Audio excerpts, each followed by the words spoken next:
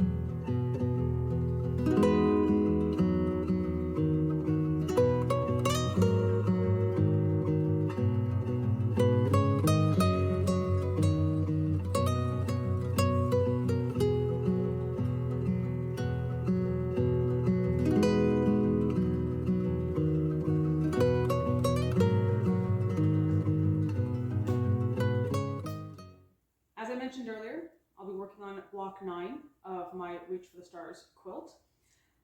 I started this quilt as a block of the month with my guild 2 years ago, I guess now, in 2022.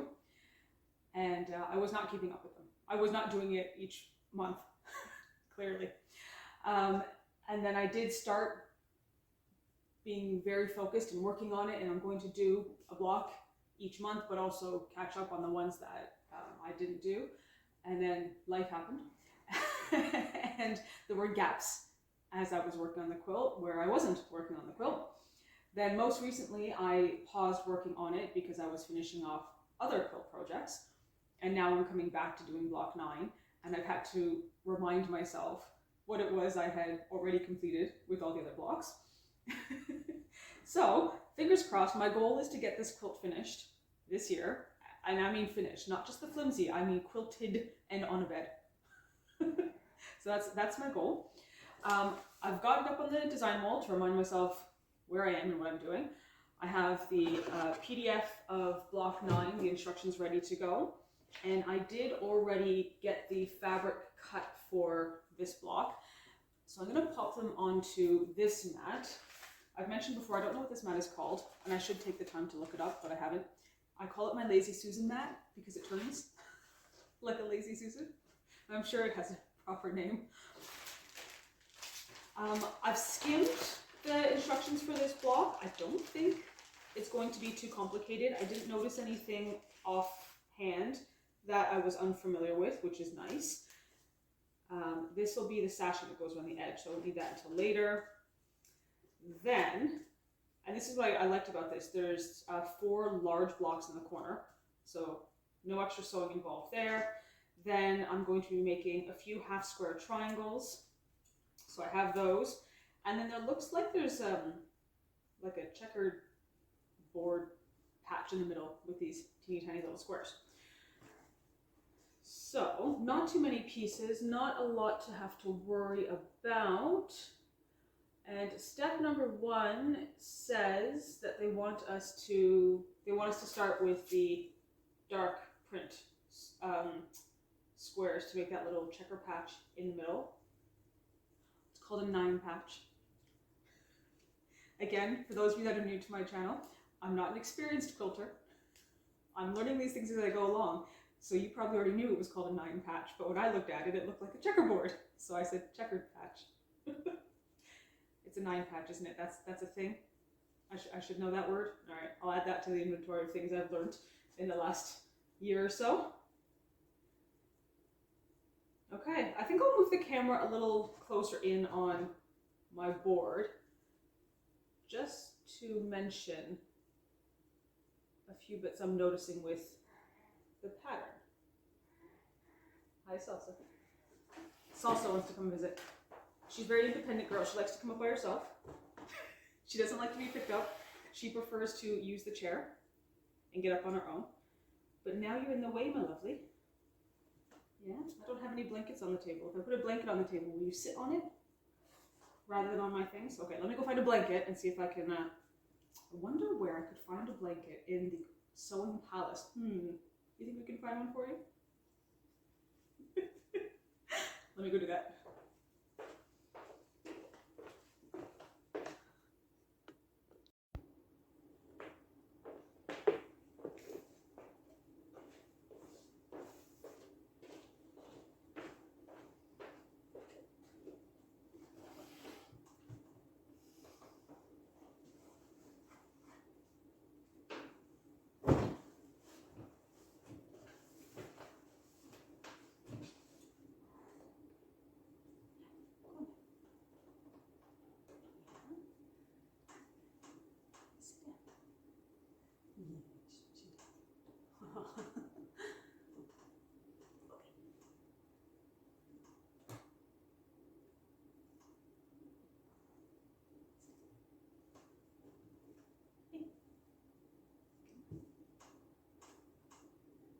There you go.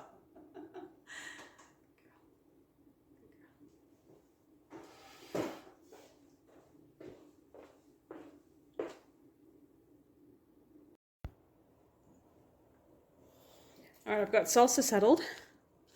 Although she was watching me, she might walk over here. So let's take a look at the pieces we have here. This is what I wanted to discuss with you. As I'm becoming more familiar with quilting, I'm finding this pattern more and more irritating. So the first thing I notice is that I will be, and she came over. I made you a blanket pillow. Go sit on that. Salsa. Oh, poor thing. I know that I'm going to be using these two pieces to make half square triangles, but the pattern calls for the fabric to already be cut into triangles. And now that I've actually made half square triangles, it's frustrating because I would have cut them into squares and sew them that way and trim them down. That would have been not only easier, but more likely that I would end up with a final block, a final unit that was the right size. And then the other part, slide over, sweetheart, that I'm working on today is what I now know is called a 9 patch, which I haven't made before, but I'll be using the smallest little squares ever to make these. And getting that to go through the machine without it pulling anything off, oh, let me just move it up a bit, will be challenging. And then I'll just be crossing my fingers and hoping that I end up with a 9 patch unit that is the right size for the center of my block. Now, I've not made one before, but I'm sure that if I took a look online, there's probably a way to do this, maybe with strip piecing. So once again, for this pattern, for Reach for the Stars, it is an older pattern. It was published in this magazine in 2012. Or I guess I published in 2013. It looks like it's cited as being from 2012. And I don't know if the particular methods I've mentioned were known methods at that time or not. I mean, 2012 isn't that long ago. She says, hoping other people agree with her. And this is really the first quilt I've ever quilted. The other ones I've done have been, basically just quilting a panel to a backing. This is the first one I guess I've pieced, and perhaps maybe is not the most ideal one to start with as your first quilt. But they showed this at the guild and they said, did you guys want to do this as a block of the month? And I looked at this picture and thought, oh, it's pretty, let's do this. I'm now regretting that choice. So I'm down here today. This is the one I'm working on. I'm going to start making that 9 patch square in the center, and then work my way out to the outer edges. All right, enough of me complaining about how difficult this is going to be. I'm just going to get started and hope for the best. And there is the 9 patch completed. I did take a quick look online, and it looks like that most people do create this with strip piecing rather than with cutting out lots of teeny tiny little squares, and I can completely understand that. Even with sewing a scant 1/4 inch seam, this block is still a little bit too small for what it's supposed to be. And I've mentioned before, I would much prefer have been able to create a larger block that's cut down to size rather than trying to work with such small little pieces in the machine. In terms of pressing, I did press everything to the dark so that way my seams would nest when I came to sew them together. And then I clipped these centers to do a fanning seam. It allowed me to open them up and get them to lay as flat as possible on the block. And the last thing that I was careful with, and this is just me being very picky, my sort of blue fabric here has flowers on it. I think they might be tulips. And I adjusted them so that they were all going in the same direction. And that corresponds with the rest of my quilt. It'll actually sit on point like this. And so I'm trying to get everything to look like it's going off to the right as much as possible. It doesn't always work, but when I can get it to do it, I do. The next step I have is to make half square triangles, which again, with a more modern pattern, you wouldn't already cut out the squares, but because this was a block of the month, we got the instructions for cutting and the instructions said to cut triangles, so I did. Then I'm looking at the pattern going, oh, I should have left them as squares and then trim them into half square triangles, but that's fine. I'll make it work. I will be looking at the diamonds in this beige fabric when I go to put the block together to try and get them to be all in the same direction as much as possible. And then that'll be, there we go, the blocks that I need to create. So I'll get that job done, get that pressed. And then the next bit is actually putting the block together. So this one's a fairly simple one to do today. Okay, so I've got the half square triangle blocks now sewn and ready to go. They came together easily enough, and I was able to trim a little bit. I did use a scant 1/4 inch seam to give me a bit more leeway. Now it's just a matter of putting the blocks together, and I'll obviously be careful of, I want the flowers going that way, of the direction. So that's in the middle, and then they want the dark, I think I said to you before that the blocks are on, they're on point in the quilt, but the instructions that I've been given shows them this way, and I find it very confusing in my mind to try and turn them. All right, you go that way. Oh, I think I've done that one wrong. Hold on. It's like a weird optical, no, this isn't right. Hold on. This is so not right. Hold on, let's try this again. There we go. There we go. Okay, now that I've figured that part out, I just want to check my diamonds. I like that that's going that way. So is that one. I don't think I'm going to be able to get these two. That would have to sit like that to do what I want. So it's not going to work. Does it make a difference if I turn them? It does not. Okay, they might have to stay the way they are then. I might play with those. We'll see. Then just the larger squares fill in the space. For these ones, I just take a look at the flowers and see if I can get them to look like they're sort of growing up the quilt, if there's any stems or anything. So that one, I feel like the flower's opening up, so that's fine. That one as well. That one, I'm inclined to turn it that way. No. That looks like it's going up that way, doesn't it? Yeah, I think I might leave that one in that direction. I think these two are very similar. I might switch those. So it's like that. Okay, so now I just need to sew that row together, this row, and this one. And voila, there's that block finished.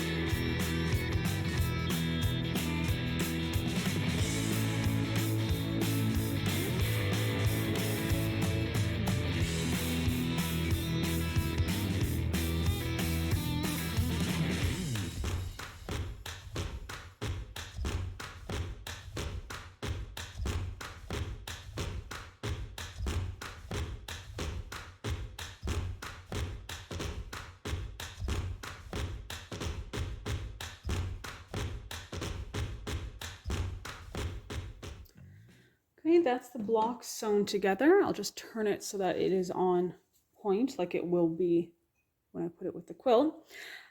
I did make one change with these cream pieces. I obviously couldn't get all of them going in the same angle because of the pattern, so I just switched two of them. These two blocks both go that direction, and these two both come this way, whereas before I think I had these two around the other way, and that just works for me a little bit better, a little bit more pleasing.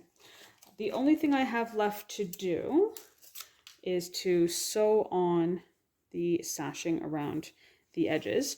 And the only thing that I'll be mindful of when I'm doing this part is making sure it matches with the other blocks I've already done. So I'll take a look at the design board. What I'm looking for is to make sure that my seams are all in the same spot. It's not too bad with this sashing because it's so busy, but I do like things to all match and all be the same. So if I just pop that there we go.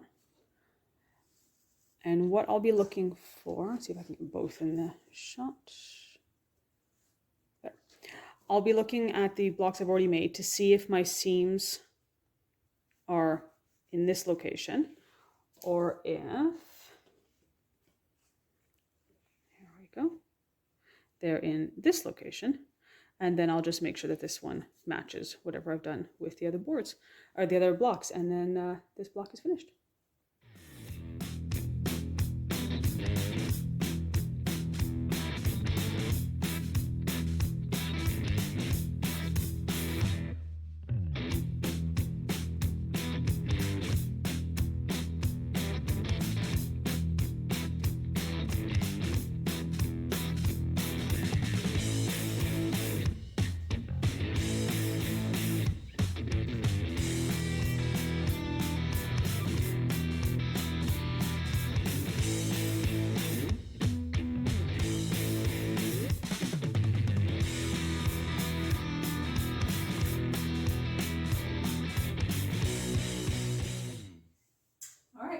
Block 9 of Reach for the Stars finished. Went together fairly easily, actually. These were such big blocks that they filled up the, they were such big units that they filled up the block quite quickly. I believe there's 14 blocks for this quilt, so nearly there.